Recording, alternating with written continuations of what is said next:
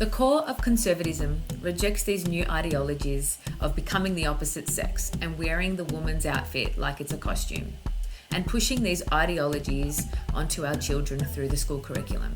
I wish I was joking when I say that teachers in Australia are having to put kitty litters into their classrooms for their students that identify as cats, but I'm not. It's actually happening. However, there always comes a point in someone's lifetime where the world can look a little ridiculous. But it's our job to reject these ideologies without complacency because, in my perspective, I want to leave this world in a way that I can feel comfortable about for the sake of my future lineage. But how do we fight this great fight? It starts with conversation. Be open and honest about how you feel about the situation. Be loud about it. Mamas, protect your cubs at all cost, and dads, fight that front line for your families. Joining me on this episode is Jake Edgington. Jake creates content that slices through complex issues with humour and clarity. He's obsessed with research-informed opinion and loathes blind conformity. His YouTube channel, Rattlesnake TV, is dedicated to engaging in thought-provoking discussions on important conversational topics, including masculinity, intersexual dynamics, cultural war, and geopolitics. His approach is both humorous and backed by extensive research. Well, that's enough from me, guys. Let's jump straight in. Hello. Welcome to the Honesty Policy Hour. I'm your host, Stephanie Marie, and it's time to put everything on the table on this beautiful journey of healing all areas of our lives, one deep conversation at a time. Hello, Jake. Hello. Nice to meet you. Nice to meet you. Thank you so much for joining me on my podcast. No, it's my pleasure. Thank you for having me.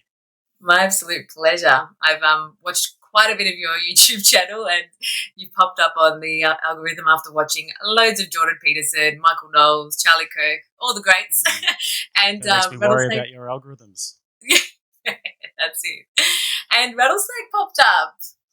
I think a big thing I really appreciated was just the way you broke down some incredibly long debates that I really were interested in. But some of them were like 3-4 hour long debates that, most mums don't have time for that stuff. So not only did you bring up the juicy bits of the debate, but you also gave your opinion that I really honed in on some of the things that went over my mum brain and the topics that are just incredibly important, not only politically but socially. And it just the way the world is changing so dramatically, it's just really important. And, feeling armed afterwards. Don't know about the dangerous part, but definitely armed. You look pretty dangerous. I think you are armed and dangerous. But no, I'm an absolute nerd for debates, and I have been for a number of years. Nice. So it's one of those things where I didn't really expect to get into this, or I didn't really anticipate that I would. But it kind of clicked with me one day that I was thinking, gosh, I watch all of these debates and I'm so interested in politics and I write articles for fun. I may as well make some videos and break down some of these debates. And it turns out that people are quite interested in it as well. So Here we are. That's awesome. It's all the reviews, like everyone's like view on everything. Everyone's so intrigued and just making sure that do we all think the same, or my idea doesn't feel like it's the popular one. Who else feels the same? And it's really nice especially seeing another Aussie up there. It's really nice. And, even seeing you on the Whatever podcast, that was pretty cool too. Yeah, there aren't many of us. We're a dying breed. I think that Australia is largely a very apathetic country when it comes to political and social issues. Yeah. And I think for the longest time we've been very comfortable in Australia. One of the reasons being that we survived the GFC in 2008 just fine. We haven't really had any major political turmoil. Probably the worst thing that we've had to face. I mean, I'm sure that there's more in terms of wars, and you could extrapolate that. But one of the worst things we've had to face is just the constant changing of prime ministers in Australia. Yeah.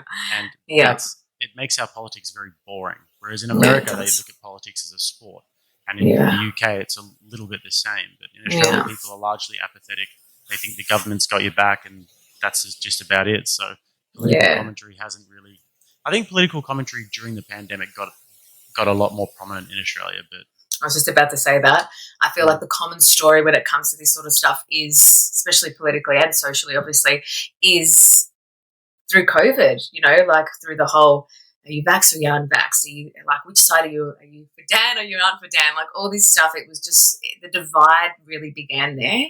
And then I felt like as soon as that was over, then the whole trans stuff happened. I'm like, what happened? And I think even being a mum now, I've got an 18-month-old baby, and just the fear of raising a man in a boy to a man in this world. It's with all these dramatic changes.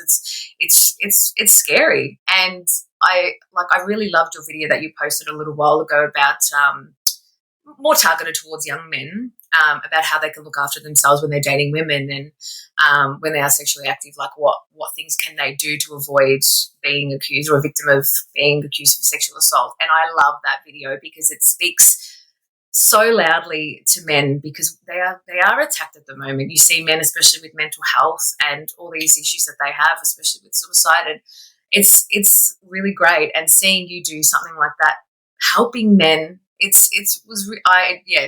really appreciated that, even coming from a female perspective. No, thank you. I appreciate that. And first of all, congratulations on being a mother. How wonderful. Thank you.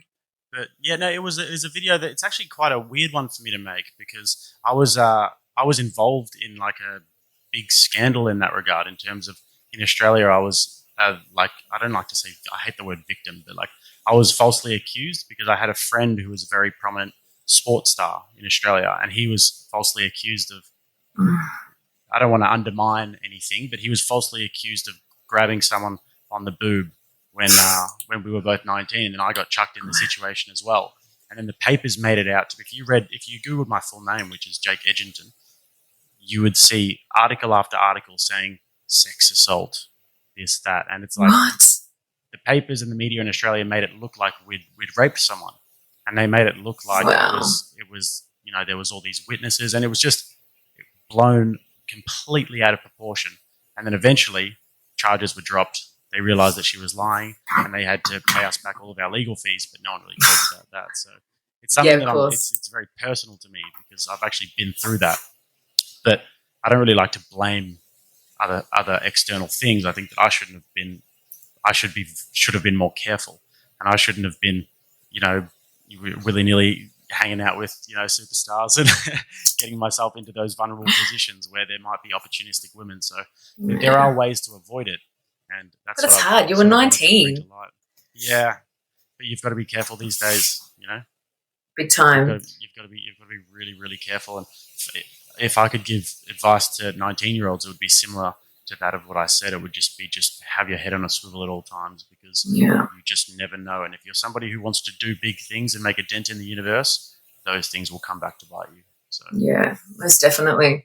It's just, I think now with a lot of my friends raising boys as well in this crazy world that we're going through, and even now looking at schools and seeing how, there's so many people and kids coming out now, young kids that are identifying as the opposite sex. And, that is another one that is quite concerning. And, coming from a conservative perspective where I do believe in two genders, which is a weird thing to actually say these days. Mm-hmm. But, you top on you have a few videos about that topic as well, with some of the debates about that. How do you, what's your perspective on that? Well, I actually also think, radically enough, that there are two genders. So, wow. Like you said, it's a crazy thing to have to say these days. But it's one of those things where I believe that, and I think Australia is a victim of this just as much as the United States and the UK and other Western countries, is that we're at a level of comfort where there's this sort of, it's reached this boiling point, this threshold where comfort has gotten to a level where we don't actually have to worry about important things anymore. I'm not sure if I'm sure Maslow's hierarchy of needs, where at the very bottom you've got sort of like, food in your mouth, air to breathe, and a roof over your head, and then eventually you work your way up the hierarchy of needs, and you get to a place where you can discuss all of the big philosophical existential issues. And then I think just above that is just when we can just start discussing about gender and gender ideology and gender theory. And I think that's when the tipping point happens, when it becomes actually destructive. And when people don't have enough, when people are so far away from survival situations that they can start questioning these asinine parts of reality. And actually, throughout history, if you look at when civilizations have started to question these things, it's towards the end of the empire. Romans Yeah. started to question these things. The Greeks started to question these things. You can even look at their statues. You know, the early statues were sort of masculine warrior men, and then towards the end you get these limp noodle sort of femme soy boy statues with tiny penises and what have you. And then it's the same as the Byzantine Empire. They started to, mess with gender, and it tends to happen to societies that move into a much more liberal and urbanized state. So it's actually a trend throughout history, and we may it. I don't like to be too pessimistic, but it could signal the end of empire. Lovely. Yeah. Well, what do they say? Easy times create weak men, and That's it. hard times create strong men. Yeah, 100%. And it's a pattern throughout history. And let's hope we can turn the tides. Oh, big time. I feel that when it comes to, I think, the fear of having kids in schools and like just wanting to, as we were saying before, COVID was a big catalyst for, I heard it so often when it was like most of my friends that have the same similar belief that we do. It's just like, let's just get some piece of land and create a little community and just get away from the main society, because it's incredibly, like, I don't want to be fearful of the situation, because I do want to have the knowledge so I can, protect my children and my future children, because it is, there was a stage where the world was changing so quickly, and I was just like, do I really want to bring kids into this crazy, messed up world? I'm so glad you bucked that thought, because we need more people who are good parents like yourself to come in and to raise good people. It's the most important thing you can possibly do in the world right now. Because if you do look at the patterns and the trends that are happening in the world, one of those patterns is that there's a shame that's been put on mothers who just want to be mothers and who want to put that as the highest priority in their life. My goodness. And there's some sort of like a stigma attached to that. And I think that that's one of the most repulsive things that's happening, because great societies throughout history have worshipped the feminine and have worshipped motherhood. And I'm somebody who's greatly affected by that, because my mum needed to be, like, I'm not going to go into the full details of my life, but I lost my dad when I was young, and my mum had to step up and be like a superhuman, basically. So I've got a great respect for what it takes to be, and especially to raise boys in this world. So yeah, it's one of the patterns that I see at the moment, where it's like this whole climate change, don't have children because of the environment, and don't have children because of this, and don't have children because of that, and focus on your career. And yeah, it's very nefarious in my eyes. So I'm glad you like that trend. No, definitely. Like, I am a big believer in traditional roles, especially like even before I had my son. It was more like, I guess I liked working. I liked my independence, but I did always want kids. So I felt that when that happened and I was at home, I'm just like, how do mums do this? And, go to work full time, be a mum, look after a household, have food on the table every night, have a clean home. Like, that's a lot of work. And doing that on top of work itself, it's incredibly stressful. And I can see how it can divide the home in I don't like to say that too strictly, but I can see it. And the women, sometimes we can't have it all. We can do a lot. I do believe that women are, we can do anything. However, do we want to do everything? It'll take parts of you that you can never get back if you are to try and take on both of those things. Like I said, I'll use my mum for an example. She had to raise 3 boys by herself. Wow. through their adolescent years, whilst she was still running a business, like a pretty big business at that. So like she had to go through the storm in that regard, but she lost parts of her that she'll never get back again. And I think that it's an incredibly large burden that we ask women to bear in terms of being mothers and also having a career.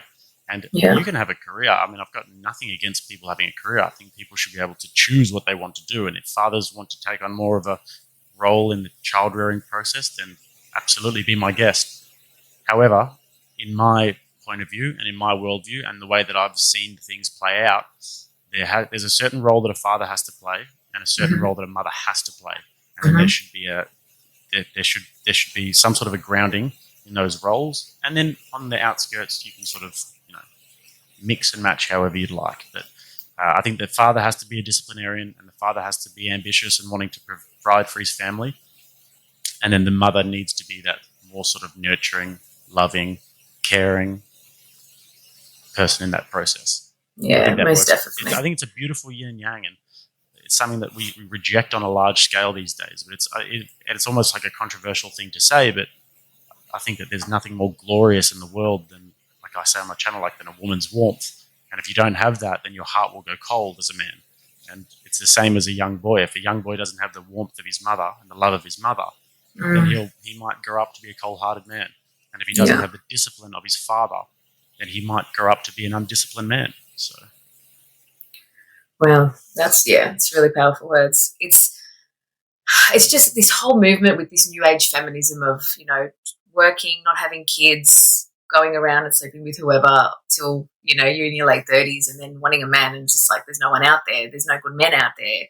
It's just like it's a really interesting flip of the way we think that we are running society. And I know a lot of these things are more prominent in the US, but it's still the Western world, and they say today America, tomorrow Australia. It's such a common.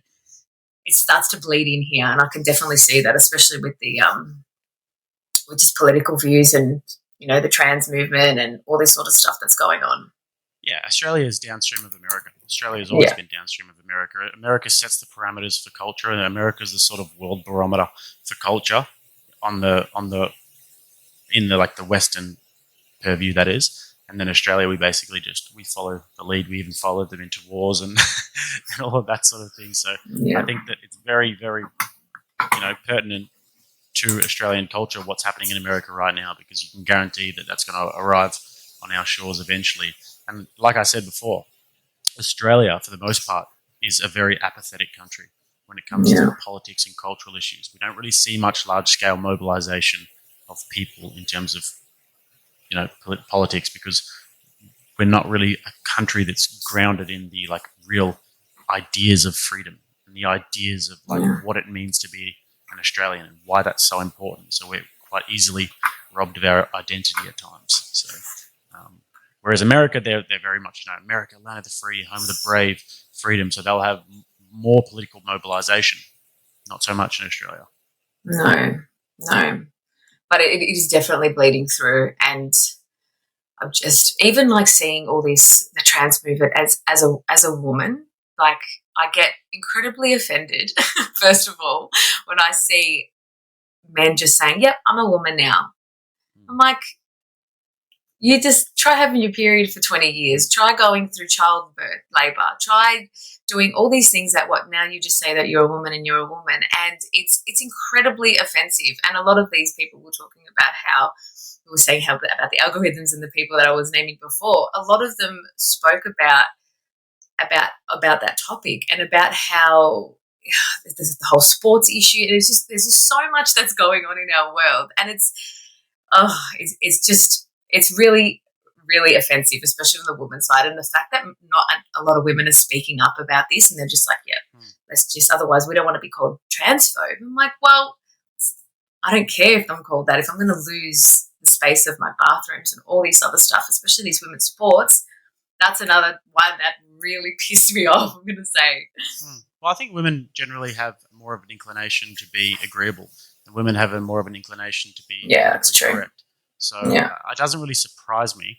However, I think that it's men's job to be fighting on the front lines of these issues, because at the end of the day, it's men who are going to fight the wars. I'm of the belief that it's always going to be men who are at the top positions of societies where have more of a natural inclination to be leaders. And some people would call that the patriarchy.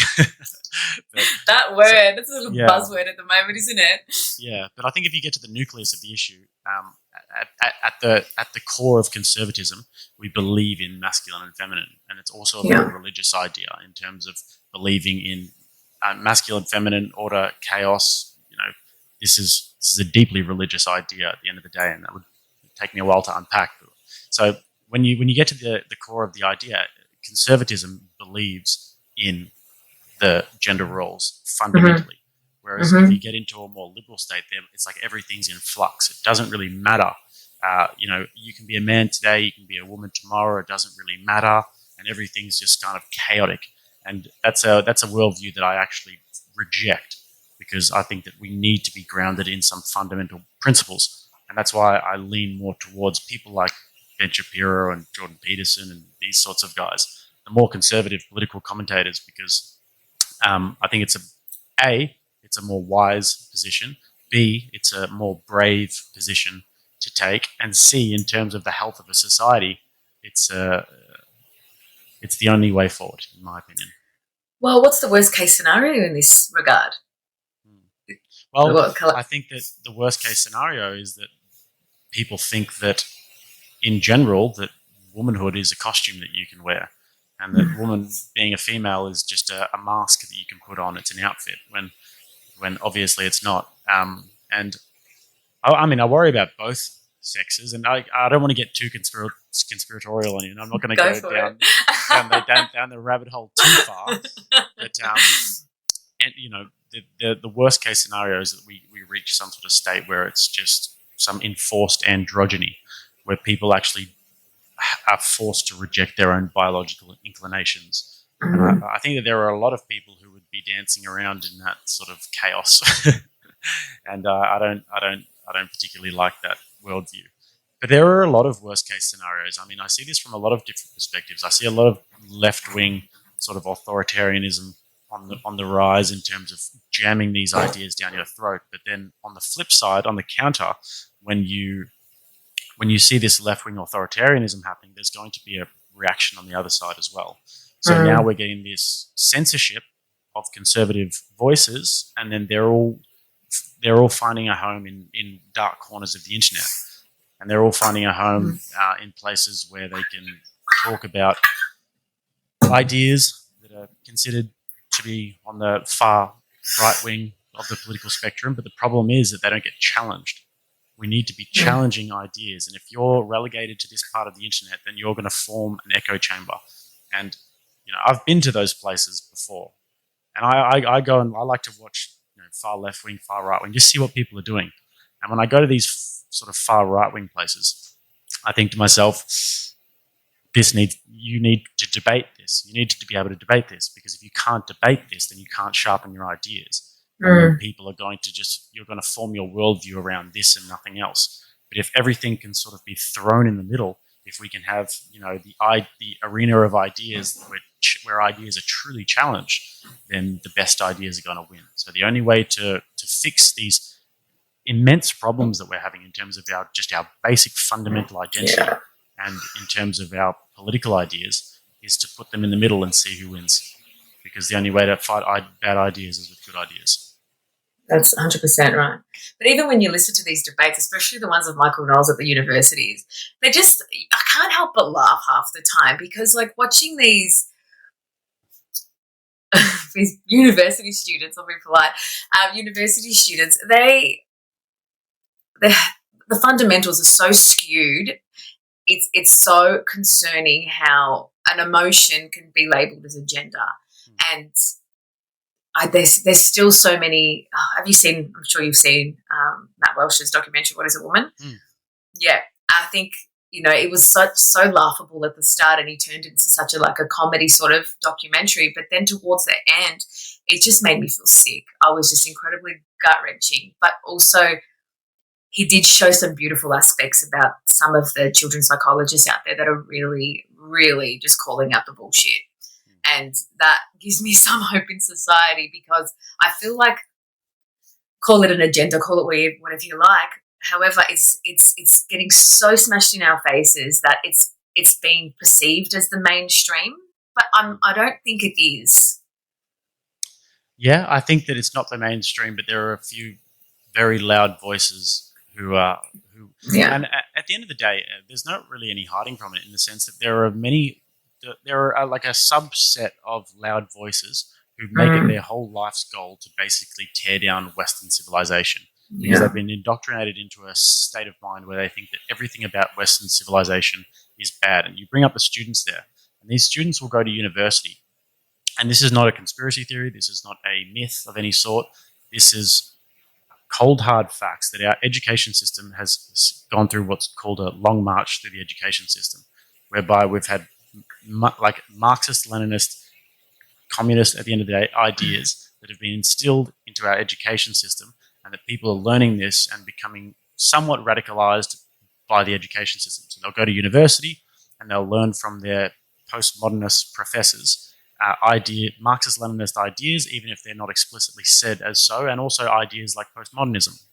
So the nucleus of the idea of postmodernism is that there are no universal truths, right? So they believe, that the postmodernists, that everything in our reality is determined by language.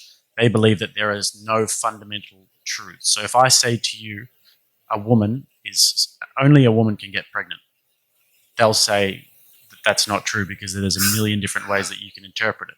So you see where these ideas come from. You see how they germinate. You see how when people go to a university, for example, they'll become radicalized by these ideas.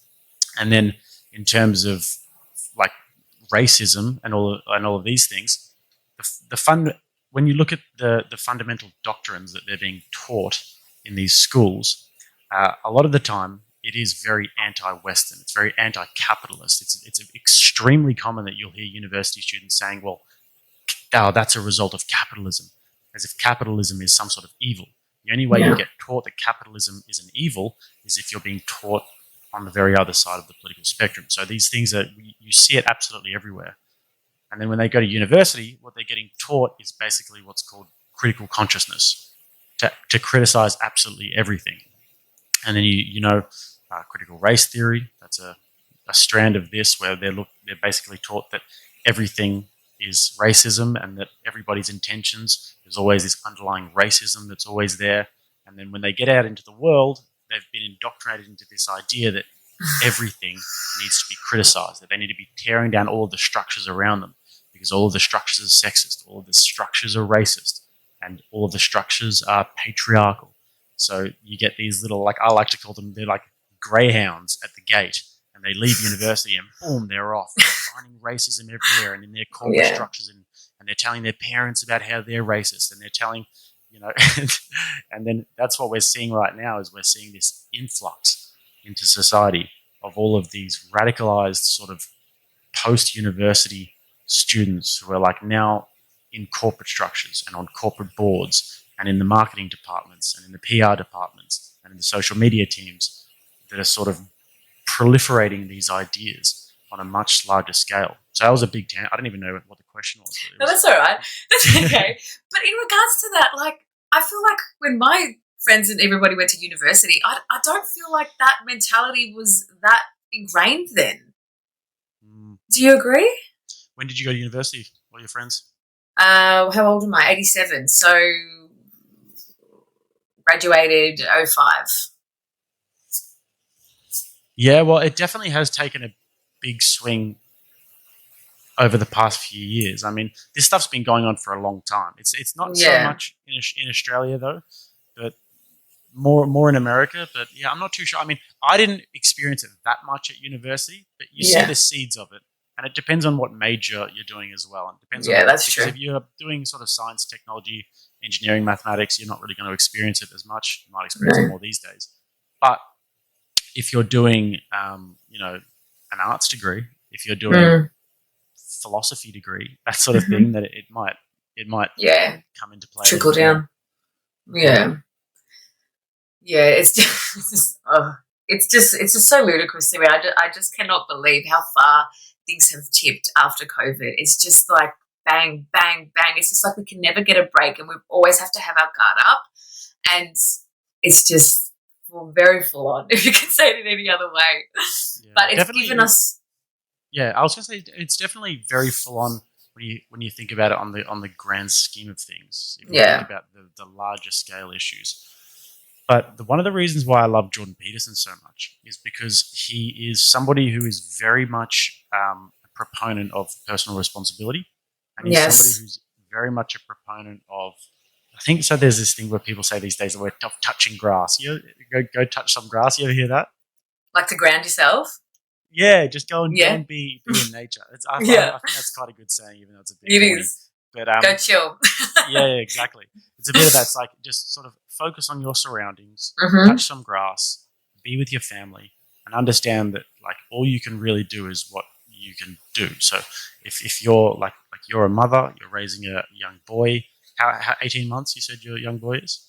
Yeah, Yeah.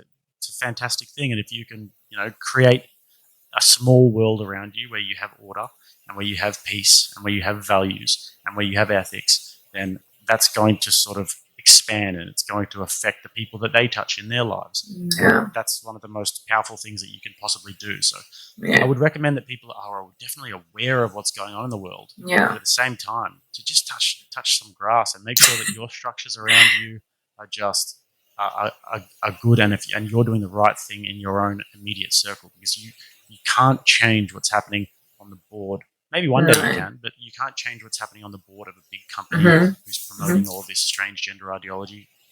We can really only focus on our purview. Yeah.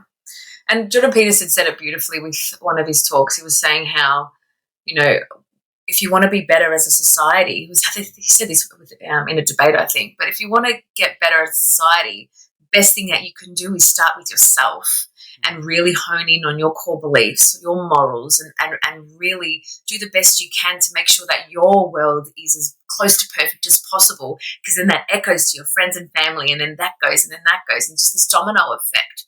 It's a powerful idea that we don't get taught these days.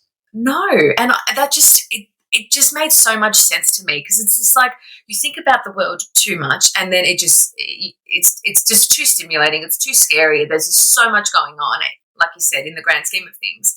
But if you just hone into your tribe and your family, you're so spot on.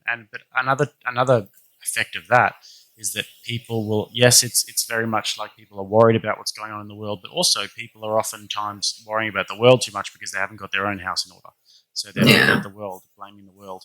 And this is another trap that it's very easy to get into, is to look around at the world and say, oh, I'm not where I want to be because they put this person in their advert, or because of this and this that's going on around me, or because of the pandemic or the lockdown, when that's never an excuse. And one of the powerful things that Jordan Peterson talks about, and it's one of the fundamental principles of personal responsibility, is to just take accountability for your own life, and don't get too sucked into that to these big issues that are happening in the world, because it's a very easy way to distract yourself from becoming a better version of yourself. And if everybody's focused on the big neon lights and they're not focusing on what's right in front of them, then it's we can't make that grassroots change. And this is why Jordan Peterson is one of the most hated men on the internet. It's because he's inspiring people to do what makes real change, which is to fix your own life, instill the right values within yourself. Yeah. Because then because that's a very powerful thing. I never got that. I don't think there's anything that I've actually disagreed with him yet.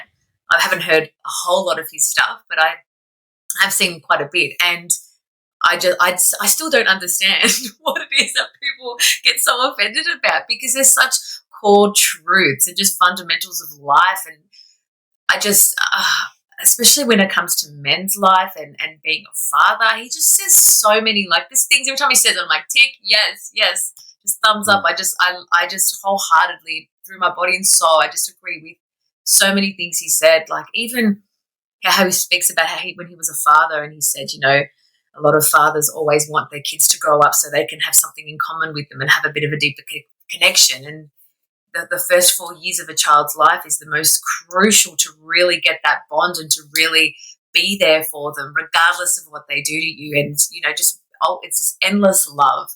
And that made so much sense to me with, some of the relationships that my friends have with their fathers and stuff like that, where that they weren't really around. And just, I guess because he just highlights where people went wrong, and people just get really triggered by that.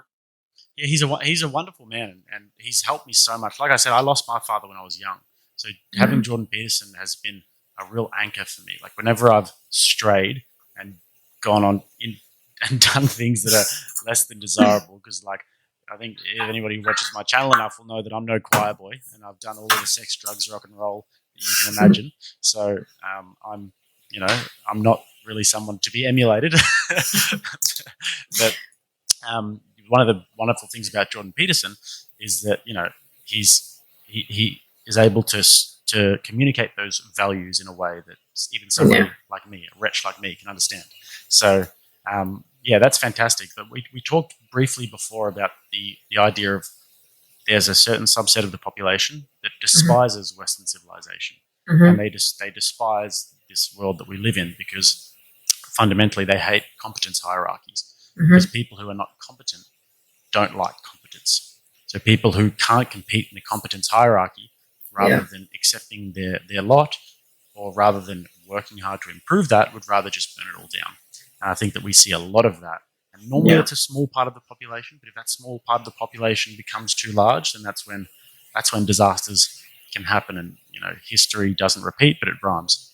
So there is a small subset of the population who genuinely despises competency, and they genuinely despise somebody like Jordan Peterson, who likes to preach the individual and likes to preach individual responsibility, and is kind of an apologist for hierarchies, because he understands that they're a part of nature. So it all comes back, and if you and I don't understand why people hate him, because we listen to what he says and it resonates with us, and it makes us want to become better people. But there's a small subset of the population who hears that, and it enrages them, because they don't like the idea of people becoming the best versions of themselves. So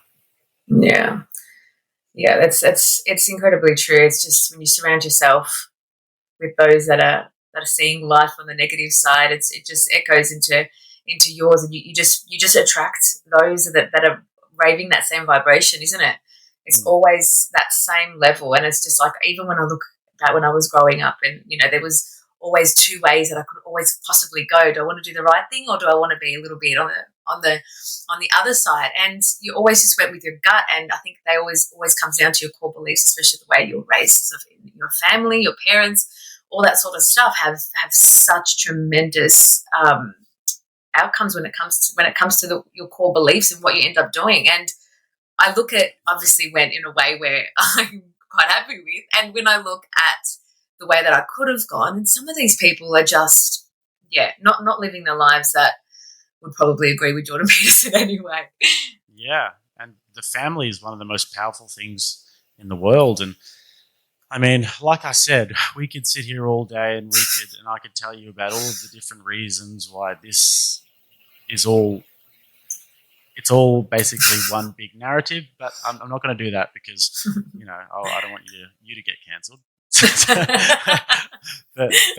but another aspect of this issue is the fact that the family is the most important structure we have. The family is the most important institution that we have. And if people want to see the demise of, the West, if you will, then one of the things that they cannot have is strong family structures. You can't demoralize people who have strong family structures. And this is one of the things that I've known that's become lucidly true for me recently, because I've been traveling in Italy a lot. And I've realized that in Italy, because I've got family in Italy, their family structures are so strong. Yeah. Like they really band together. And during the pandemic, it was very difficult for them because it's very expensive to live in Rome and the wages aren't very good. So they need each other. If they don't have each other, then they're in big trouble. Yeah. So they all eat together. A lot of the time they live together. They lean on each other. Yeah. They're extremely close. You can never tear them apart. No amount of money can tear them apart. Whereas in Australia, we're a little bit more lax about these sorts of things. You're 18 years old, you go live in your share house, you resent your parents for a little while because they're too strict with you as a teenager and all of this crap. It's kind of non-existent. I mean, Italy obviously has its factions, but it's one of the things that I worry about with Australia and America is that sort of really like that binding together of the family where they're just ride or die. Yeah. It's not that common. It's a bit concerning. It is, but I feel like, especially, whereabouts in Australia are you from? Are you Melbourne? I was born in Brisbane, and then I lived in Melbourne for my whole life, then moved back to Queensland. Oh, lovely. Yeah, so we're in Melbourne.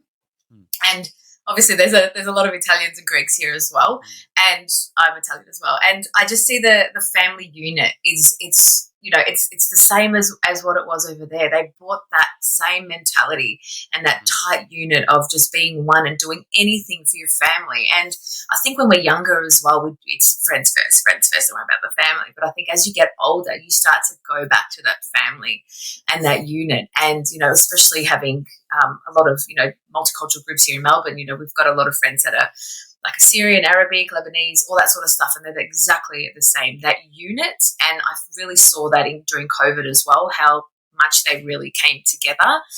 And regardless of the lockdowns and the restrictions, you can't pass past the wogs. Yeah. What's your background? I'm Italian. You're Italian as well. Yeah.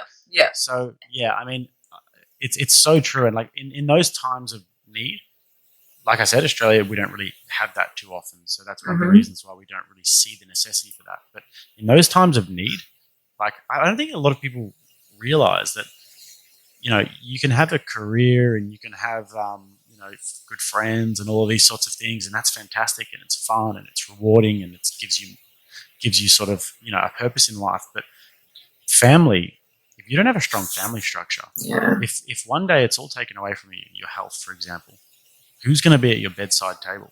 Who's going to be at your bedside holding your hand? It's going to be, for me, if that happened to me right now, it'd be my mum and it'd be my brothers. I wouldn't expect, and maybe my uncle, my grand, maybe, but like, it'd be my mum and my brothers. And that's, so for me, that's the litmus test for what's most important for me in life.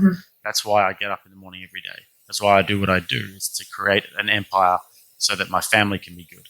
And like, it gives me chills even saying it, because like that's what really fundamentally motivates me. And I think that it's such a beautiful thing, and you see it a lot, like you said, with those communities. They're motivated by creating with their family, and I think that it's a very hollow thing to do, to create just for yourself. And we live in a world right now where that sort of hedonistic attitude is becoming very common. You want to just have your internet sort of clout, and you want to have your career, and you want to have all of this sort of thing. But what motivates it? So I think that a lot of people in Australia, they don't really have that sort of fundamental like connection with their family where it motivates them on a higher level. But one of the things that I've come to realize recently, over the last probably year or so, is that it's a very hollow existence to be motivated purely by your own self-interest and your own needs. Definitely. And there's a lot of emphasis these days on your Instagram following, and there's a lot of emphasis on which girls you're seeing and who you're hanging out with, and all of this sort of thing. And that's all well and good. And I don't undermine the value of that whatsoever. But at the end of the day, like I said, we might have missed that before, but if your health was to deteriorate tomorrow, and if you were to be on death's door, the people who would be standing next to you holding your hand are your family. So if you don't have that strong family connection, then what do you really have? You've got a bunch of things that would disintegrate and blow away with the wind. So that's the reason why I get out of bed every day. It's the reason that's what really fundamentally motivates me, is to build an empire, to make sure that my family's good, and to create a family of my own one day. So yeah, that's beautiful. I think as well, like going back to how you're saying with Italy and stuff like that, like when I go visit my family there, it's been a little while, but it's always the same thing. Like since I was a kid and I went there, the pillows are the same, the couches are the same, nothing changes, because they're not about, first of all, their wage is a lot less than what it is here. And here we're all about replacing couches and cars and everything, and making sure that we're always updating our house and our cars and our clothes. With them, it's completely different. And I know that obviously like the wage is different there and money's different. But it's just so nice to see when all that stuff doesn't really matter at the end of the day, because it is always about that family and, going home for lunch, having dinner, lunch together and finishing work for an hour or two. It's just so beautiful to see it still happen. And like when I go there, it's just a breath of fresh air. And the family unit, that's what really motivates me to really kind of hone in on that and really keep that with my family here, and just making sure that we always have dinner together. We wait for my husband to come home, and we're always eating dinner together, and just all these things. And my son can see us talk and converse and talk about our days, and it's those things that it's all the one percenters that matter. The big things that happen in our lives, as Jordan Peterson always also says. Just the holidays and all these big things that we get to do all in our lives. They don't happen. It's what we do every single day that really matters, and what holds up until to our lives, which I highly agree with. Well, I mean, yeah, that's the things that I'm most grateful for in my life. I mean, my parents basically came from nothing, in the sense that my dad was working some really low wage job because he's South African, and he was working some really low wage job at like a bus company or something when they first came to Australia, and my mum had the kids, and eventually she built up her career and did quite well with herself. But the things that I remember are like the family time that we used to have. Every night we'd have like a few hours where we just had family time, and then like I remember sometimes watching like Australian Idol with my parents, and I remember that my Guy dad Sebastian, yeah, we watched that. Shannon Knoll was robbed. Yes. But yeah, I remember, like my dad taking us out and playing sport with us, all the time, and making that time for us. And he'd take us to the skate parks on the weekend. And I remember all of the nurturing and the love that I got from my mum. Those are the things that I really, really remember at the end of the day. So and those are the things that have made me the person I am. And if we went through like some really hard times as a family, but if we didn't have that foundation, it would have broken us. Yeah. But we did have it, so it didn't break us. So. No. It's those core fundamental values that are just, they're just so important. And I think we just, like we said before, we want to change all the big things just to make sure our world is perfect for our kids to be in, and just bubble wrap them and make sure they're all good. But I think those first years of their lives where they learn all these really important things that we teach them, like all around family values, and having that, and just seeing, like, because it's at the end of the day, like, that desire is your compass. I'm a big believer in that quote, that when something feels so good and so right, that is the direction that you need to follow.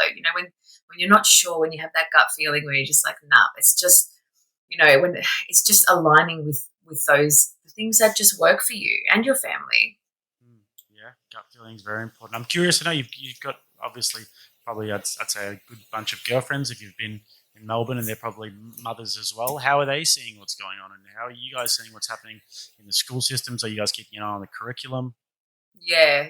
Look, it's really interesting seeing just the different ways. Like, I think some of my girlfriends are just very much in the just mainstream, all this, like, obviously looking at the curriculum and stuff like that. But we obviously chose to home birth our son at our home. So out of the system.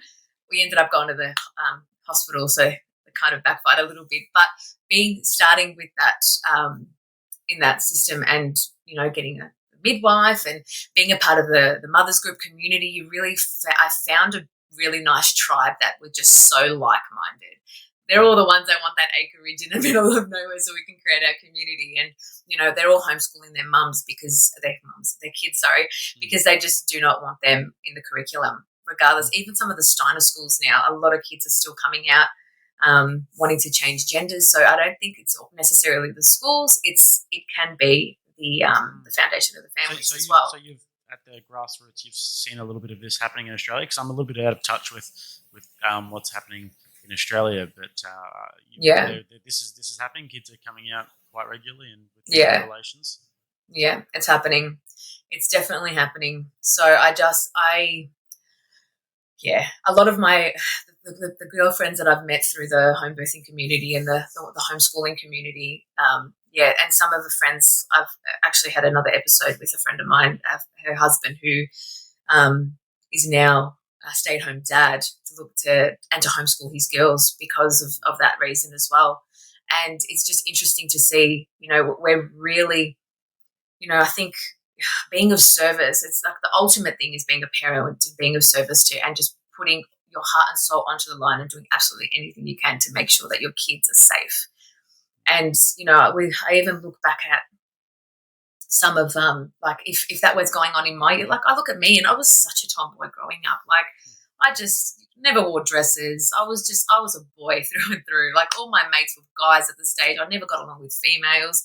It was just something that and if this was in place then and I did that and then I took these irreversible drugs and then I couldn't have kids, oh my goodness. I just think now that would have killed me. And going through that now, it's so hard to navigate because kids can be so rebellious and so like determined to do what they want.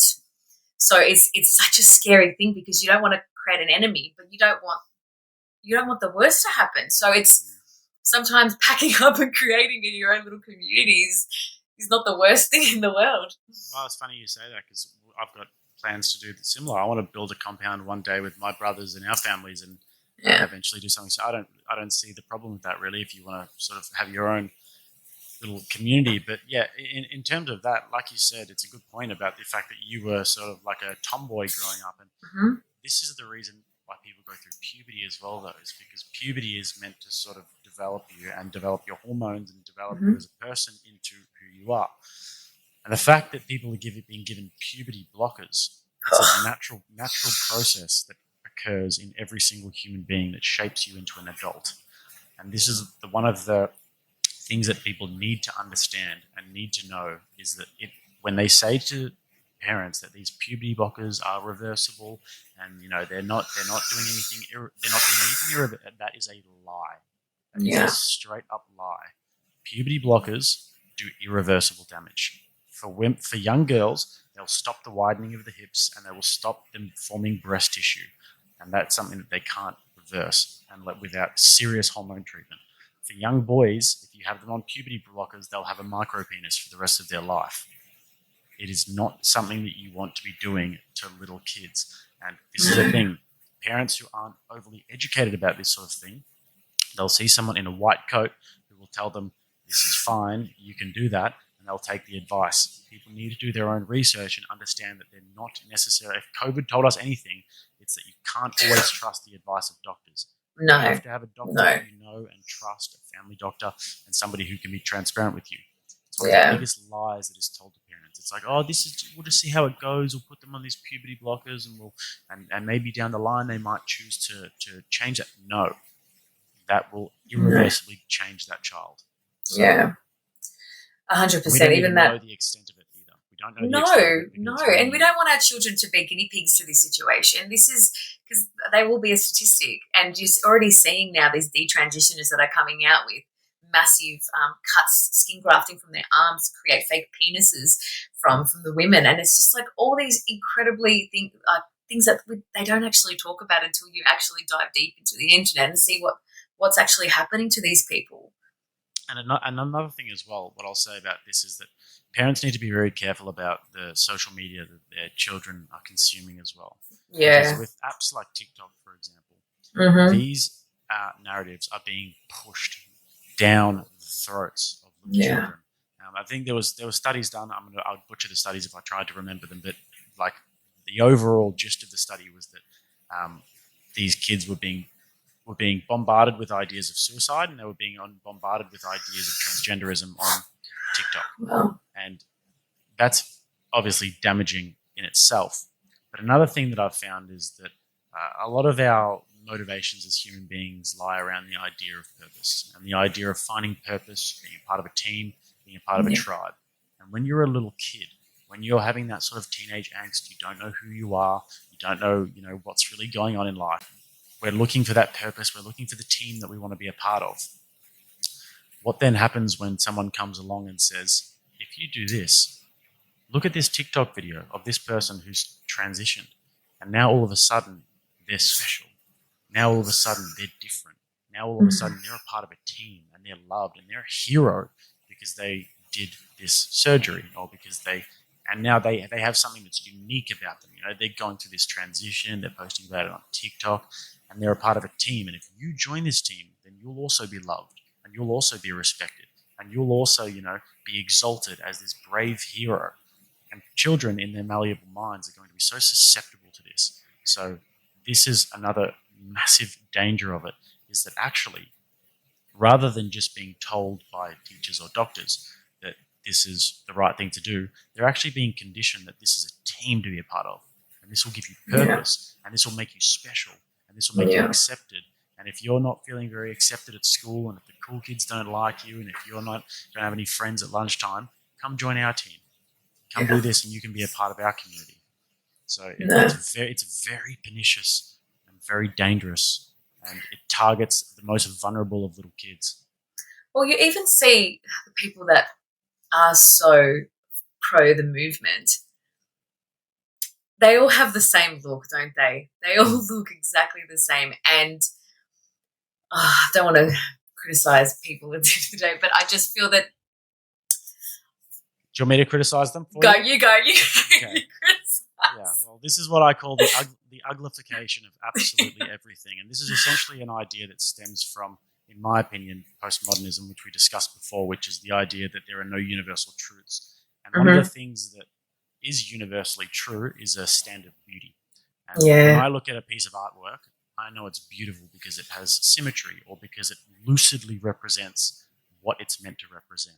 Or when I look at a beautiful building, if it's symmetrical and if it's traditional and if it's well made and well preserved, that's a beautiful building. But what the postmodernists will come along and say, and now you're going to see this everywhere when I tell you this, is that they'll say, no, that's just your interpretation of beauty. This piece of artwork where I've just thrown paint on a canvas and taken a shit on the canvas, that's my idea of beauty. So who are you to tell me that it's not beautiful? Or they'll come along and they'll say, this is just a beauty standard that society has taught you. The fact that, women with long, luscious hair is beautiful. You think that's just your interpretation of society because it's your Eurocentric version of beauty. So this is the thing. They challenge beauty in every single way. And the uglification of absolutely everything, if you look around you in the Western world, it's architecture. Postmodern architecture is repulsive, and it's all just like weird blocks all put together. Postmodern art is talentless shit. It's like just things thrown down on a canvas, and people will go into an art gallery and just look at like a blank canvas and it's open to interpret. No, it's not. Sorry, it's crap. No. And then it's the same with objective human beauty, is that people now say, well, who are you to tell me that I'm not beautiful if I'm 200 kilos with short green hair and stupid tattoos all over my body? So this is where these people, they obfuscate reality. And like that's their goal at the end of the day, because like I said before, everything is just a construct of Western civilization. And everything, a part of that Western civilization is patriarchal, it's sexist, it's racist, it's the product of colonialism, it's the product of slavery, and this is what these people all think. So their idea is to break down all these structures. If they see beauty standards, they want to be as ugly as possible because that's their way of sticking it to the patriarchy. And if they see a family structure, a nuclear family, they want to ruin that family structure because that is a structure of patriarchy, and that's a structure of female oppression. And you see how it goes. So when we're looking at these things and we're looking, like you said, these people all look a certain way, it's because that's the way, it's by design. They're all ugly because it's by design. They're trying to destroy what we see as beautiful and traditional. And another thing about that, I won't go for too much longer with this rant.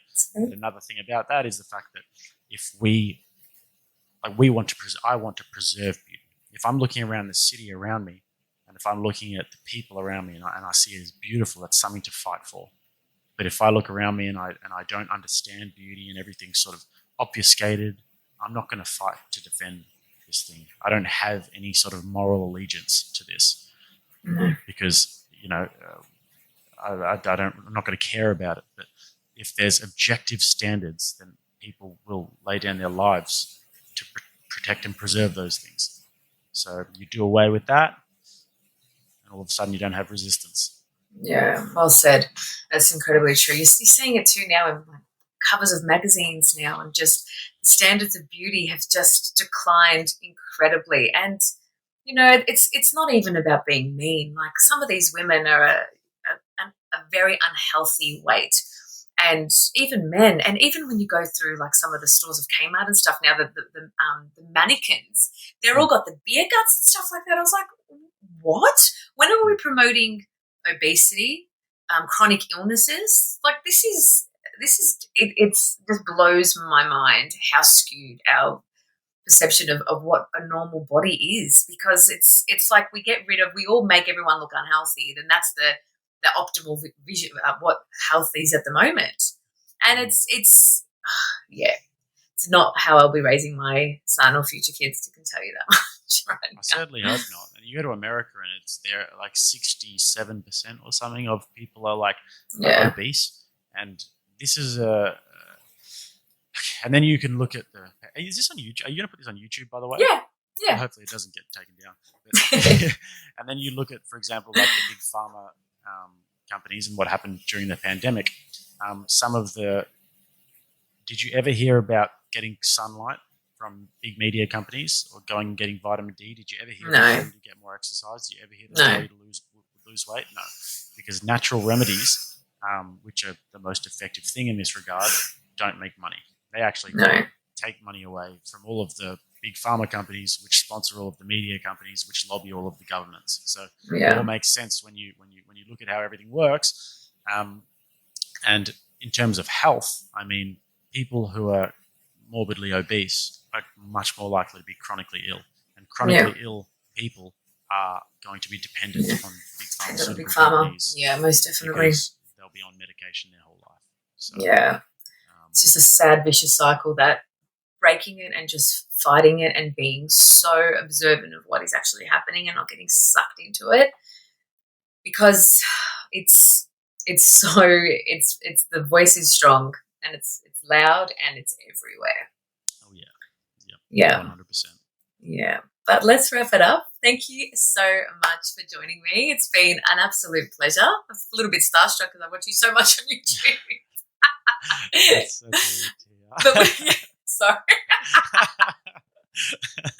Oh, it's funny because it's like, YouTube's like my new TV now. I don't really watch much TV. It's just YouTube's where I get my news from these days, I guess. Yeah, that's funny because I'm basically locked in a room all day. So to hear, it's like there's no sense of me that feels like a star. But tell me, where can people find you? Yeah, just Rattlesnake TV on YouTube. Jake Rattlesnake, snake spelled SNK because actual snake was taken. So Rude. Rattle I know. I should sue them. Jake Rattle SNK on Instagram and Twitter. DMs are open for any lovely young traditional ladies who would like to come and join my empire. Love it. Yeah, that's about it for me. Amazing. And what's happening next in the rattlesnake world? I want to get a challenge going, maybe in September or October of some sort. I'm thinking about creating a community where we have like a book club, like a weekly book club sort of thing, and we have like debates where we can join a live stream, and also people set goals, whether it be fitness or financial or relationships. And I want to get a big community going, but at the moment I release a video pretty much every day, so my schedule's ridiculous. You can probably see the bags under my eyes. My schedule's ridiculous at the moment. So every day, that's a lot of work. My God, I do one every week, and I'm already tired.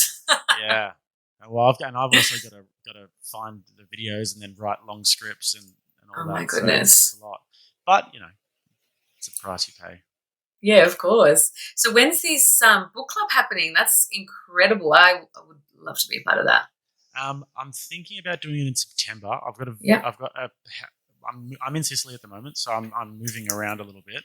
But in September, I've got a place in Turkey for the whole month that I'm just going to, it's like a little bit more rural. So I think I'm going to go there and just sort of put my head down for a month and just like focus on this. But I might do it in September.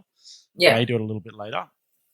But I've got this sort of weird method that I use where I just sort of rip my whole life apart and just every little aspect of it, and relationships and goals and career and fitness and nutrition, and just have this really honest discussion with myself. And I've been doing it for a while now, and it really helps me. So I'm thinking about bringing that model to the public and seeing if people like it. Yeah, amazing. So that's incredible. Hats off to you, mate, for really putting yourself and being of service, and it's just the ultimate life goal. Well done. Thank you. Thanks, No. Beth. No worries. Well, thank you everyone for listening, wherever you're listening from. Have a beautiful day. Peace.